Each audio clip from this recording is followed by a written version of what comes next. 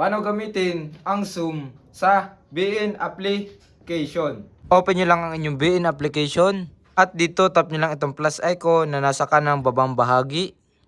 At dito tap nyo lang itong new video.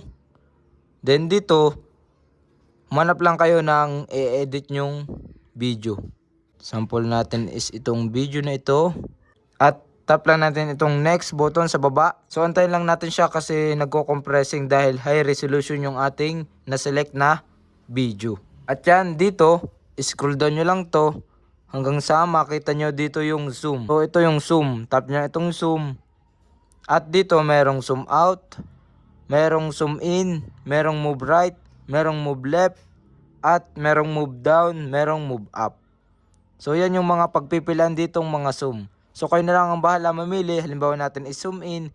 Then kapag tapos na, tap lang natin itong check button sa baba.